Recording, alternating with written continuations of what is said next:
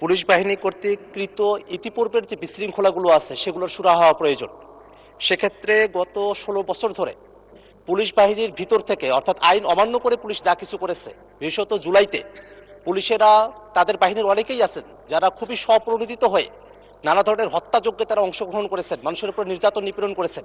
সেই বিষয়গুলোতে বিচার বিভাগীয় তদন্ত, বিচার বিভাগের কার্যক্রমের বাইরে এসে স্বরাষ্ট্র মন্ত্রণালয় তার ডিপার্টমেন্টাল কোনো পদক্ষেপ গ্রহণ করবে কিনা, এবং এই মুহূর্তে পুলিশ হত্যা নামক একটা ফ্রেম ব্যবহার করা হচ্ছে আওয়ামী লীগের তরফ থেকে আগস্টের এই ঘটনা প্রবাহের ভিত্তিতে। আমরা সেক্ষেত্রে স্বরাষ্ট্রমন্ত্রীর কাছে স্পষ্টভাবে জানতে চাই, এই যে একটা বিশৃঙ্খলা তৈরি করা হচ্ছে পুলিশ বাহিনীর ভিতরে, সেক্ষেত্রে এটা যে ঘাতক, তারা যে ঘাতক ছিল, তাদের যে এক ধরনের শাস্তির বিধান হয়ে গেছে, সেই বিষয়ে যে অস্পষ্টতা তৈরি হয়েছে, সেই বিশৃঙ্খলাগুলো দূরীকরণে স্বরাষ্ট্র মন্ত্রণালয়ের পক্ষ থেকে কোনো উদ্যোগ আছে কিনা আপনার মাধ্যমে জানতে চাই।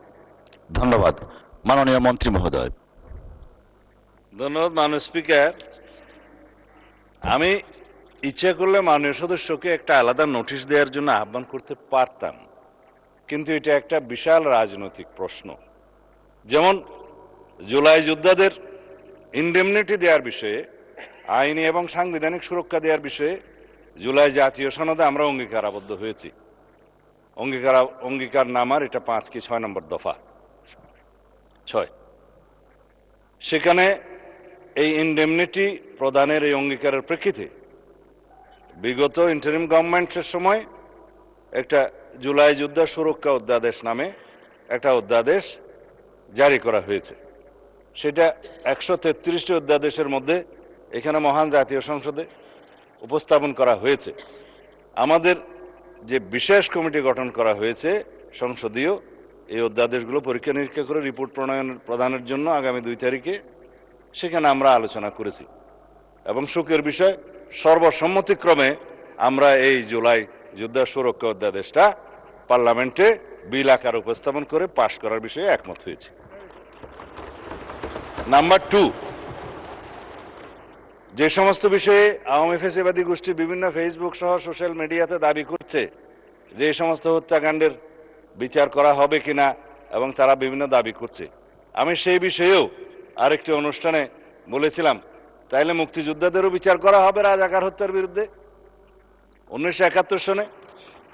যদি এখন কেউ মামলা নিয়ে আসে, গণ অভ্যুত্থানের সময় রাজপথে অভ্যুত্থানকারী আন্দোলনকারীদের বিরুদ্ধে যারা হানাদার বাহিনীর মতো ঝাঁপিয়ে পড়ে হত্যাযজ্ঞ চালিয়েছে, ম্যাসাকার করেছে, গণহত্যা করেছে, তারা জনতার প্রতিরোধের মুখে কেউ কেউ হয়তো প্রাণ হারিয়েছে, কেউ কেউ আহত হয়েছে, কিন্তু সেটা যুদ্ধের ময়দানে ফয়সালা হয়ে গেছে। এবং সেখানে জুলাই যোদ্ধাদেরকে সুরক্ষা দেওয়ার জন্য যে অধ্যাদেশ জারি করা হয়েছে, সেই বিষয়ে আমরা এই অধ্যাদেশটি এখানে গ্রহণ করার জন্য সবাই সর্বসম্মত হয়েছি। সুতরাং আমার মনে হয় মাননীয় সদস্য আশ্বস্ত হতে পারেন, এই বিষয়ে সারা জাতীয় ঐক্যবদ্ধ একমত। আর অন্যান্য বিষয়গুলো আপনারা যে স্পেসিফিক উল্লেখ করেছেন, পুলিশের বিভিন্ন হত্যাকাণ্ড সম্পর্কে স্পেসিফিক মামলা দায়ের করা হয়েছে, কিছু মামলা আইসিটি কোর্টে হয়েছে, কিছু মামলা সাধারণ আইনে প্যানাল কোডের আন্ডারে বিভিন্ন মামলা আদালতে আছে, সেগুলো ইনভেস্টিগেশন হচ্ছে। কিছু কিছু বিষয়ে চার্জশিটেড হয়েছে, এবং ফেসিস শেখ হাসিনার বিরুদ্ধে 2-1টা মামলা এবং তার সহযোগী স্বরাষ্ট্রমন্ত্রী সহ কয়েকজনের বিরুদ্ধে 2-1টা মামলা রায়ও ঘোষিত হয়েছে, এবং সেই রায়গুলো সারা জাতি টেলিভিশনের মাধ্যমে একদম লাইভ টেলিকাস্ট করা হয়েছে, আপনারা দেখেছেন। তা আশা করি অন্যান্য মামলাতেও ইনশাআল্লাহ আইসিটি কোর্ট হোক বা অন্যান্য আদালত হোক, আদালত স্বাধীনভাবে তার বিচার কার্য পরিচালনা করবে। সেখানে আমরা কোনো ইন্টারফেয়ার করব না, করতে চাই না। এটাই বর্তমান সুশাসনের, আইনের শাসনের ব্যবস্থা আমরা কায়েম করতে চাই। সুতরাং আমরা অপেক্ষা করি। আইনি প্রক্রিয়া, বিচারিক প্রক্রিয়া কিছু সময় লাগবে, সেটা পর্যন্ত আমরা অপেক্ষা করি। ইনশাআল্লাহ এদেশে সকল গুম, খুন, হত্যাকাণ্ড এবং গণহত্যার বিচার হবেই। ধন্যবাদ।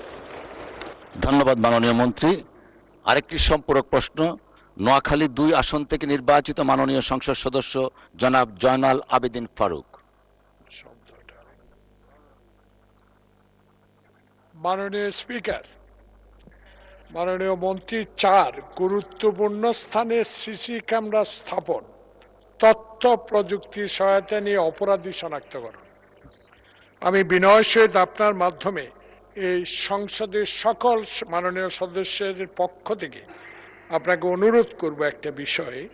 17 বছর এবং জুলাই আগস্ট বিপ্লবে আওয়ামী লীগের কিছু সংখ্যক লোক দ্বারা, যেমন যুবলীগ, ছাত্রলীগ দ্বারা পুলিশের ড্রেস পরিয়ে যেভাবে অকথ্য অত্যাচার, খুন খারাপি করেছে, তাদেরকে আইনের আওতায় আনে বিচারের ব্যবস্থা করবেন কিনা আপনার মাধ্যমে মাননীয় মন্ত্রীকে এই প্রশ্নটা রাখতে চাই। মাননীয় মন্ত্রী মহোদয়। মাননীয় স্পিকার, আপনাকে ধন্যবাদ। এই প্রশ্নের কিছু উত্তর মনে হয় আমি বিগত উত্তরের মধ্যে দিয়ে দিয়েছি। তারপরে শুধু সময় নষ্ট না করে পার্লামেন্টের সংক্ষিপ্তভাবে বলি, জুলাই অভ্যুত্থানকারীদের, জুলাই যোদ্ধাদের বিরুদ্ধে, সাধারণ জনগণের বিরুদ্ধে যারা সশস্ত্র হামলা চালিয়েছে, যে ড্রেস যেটাই হোক, সেটা যেই বাহিনীর ড্রেসই হোক, এবং আওয়ামী সন্ত্রাসী গোষ্ঠী, যুবলীগ, ছাত্রলীগ, যারা যেই বাহিনীর ড্রেসই পড়ুক, তারা সবাই অপরাধী এবং তাদের বিরুদ্ধে মামলা দায়ের হয়েছে, না হলে আপনারা দায়ের করবেন এবং সকল মামলার সুষ্ঠু তদন্ত হবে। বিচার করার দায়িত্ব বিচার বিভাগে, জুডিশিয়ারির, বিচার হবে ইনশাআল্লাহ।